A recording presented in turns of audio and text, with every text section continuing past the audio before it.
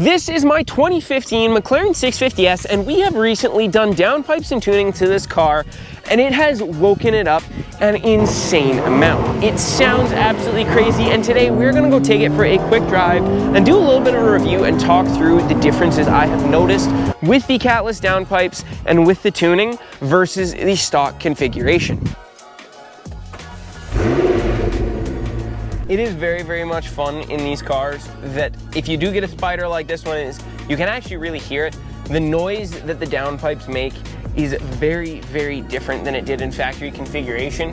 Even though the back half of this exhaust is completely stock, these cars sound way, way better with the downpipes, because essentially the stock muffler in these cars is pretty much straight through.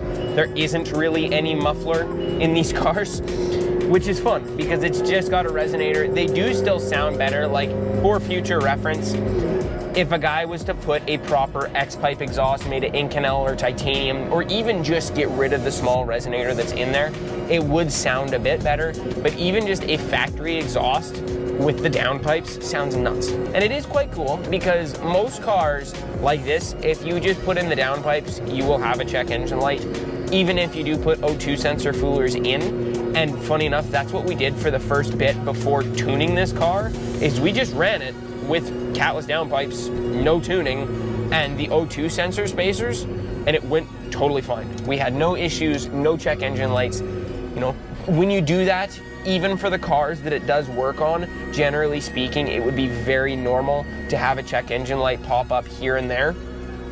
But we didn't have a single one running the catless downpipes with no tuning, which is awesome. But after that, we took the car down to Seattle for the Race Exotic Supercar Rally this year with Damon from DDE, as well as Kyle from Dark Iron Diesel, who I sold a Huracan to. We're just gonna roll that up because it quiets it down a ton while we're chatting. But we recently went down and we decided to tune the car before then, just for safety's sake as much as anything else, because especially with altitude, the tuning does help account for making sure the car runs happy, and we wanted to be safe, and it deserved the tune anyways because it has woken the car up a ton. We have a Velocity AP tune with the SRM catless downpipes. We got the downpipes secondhand and they have been phenomenal. We got them very cheap. They've done their job very, very well, and it has been very worthwhile. This has woken up the car a ton. This car is an absolute maniacal, angry thing now. Not that it wasn't before, but now it is just that much crazier. We didn't get any pop or bang tuning, which I kind of wish we had, but it's not the end of the world. It does run super clean and super happy. And beyond that, when Alex at Velocity AP in Edmonton tuned this car, he left about another 30 to 40 horsepower hiding, and I understand why. We've got Pilot Sport Cup 2s on the back of this car right now, and even the Pilot Sport Cup 2s aren't really enough to keep this car sticky and going in the correct direction. If a guy was running something really, really ridiculous, like these Cup 2s I guess are a little bit older, but if a guy was running something like R888s or NT01s or something super, super sticky, you'd maybe want to chase a little bit more. But honestly, like, even as it shits, it still wants to lose traction, and it is a very, very, very fast car. And that's a lot of fun, right? If you're looking at something in the price bracket that the 650S falls, and you just want something ridiculously fast, the 650S is very, very hard to pass up on. And it sounds great, which theoretically, on paper, this car, the downfall of this car is it doesn't sound good, but I mean, with the downpipes,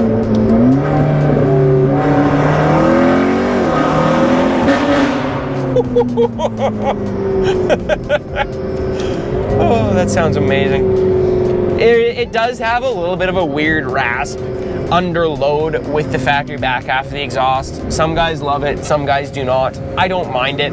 It would be nice to keep the loudness without having the rasp, maybe, but it does give it a very unique, angry V8 sound I've never heard from any other V8 car. It's really funny to talk about this based on the car that we're currently in, but the fuel economy since doing the tune has been great as well. Like, if you just settle this car in on the highway, it does great. Like, you can just let it cruise and it will do phenomenal on fuel, but that makes sense. It is a very efficient, small displacement, turbocharged engine. in a car that weighs nothing. It really should do well on fuel if you ask it to, and it does. It definitely does. It has that in spades. The drone is not too bad either if you get it on the highway. Of course, if it's under load, it's not too bad, and right now it probably sounds loud as all hell. But the cool part is, if I do this and roll up the back window, it quiets right down. And it is very, very quiet in the cabin, which is a desirable thing on a road trip. I like loud cars. Loud cars do not bug me one bit whatsoever, but it does make it nice that if you want, you can roll up all the windows, settle in, and it's very, very quiet and does very, very well. And that is a very, very desirable trait. Outside of that, I've driven lots of other McLarens, especially a few 720Ss. I was in a tuned 720S not that long ago, and that was definitely a faster car than this. But you compare the 650S with some tuning to a factory 720S, the 650S with some tuning is definitely faster, and in a lot of ways, it gets just nicer to drive. The aftermarket tuning, the way it's set up, does really, really well and makes it a lot more seamless to drive, as weird as that sounds. Gives it more response off the bottom, it gives it less turbo lag, and of course, when you combine it with the downpipes, it sounds significantly better than a stock 720S does, which makes sense. A stock 720S also has catted downpipes. This does not, and that's what makes it sound as crazy as it does. But this is a lot of fun.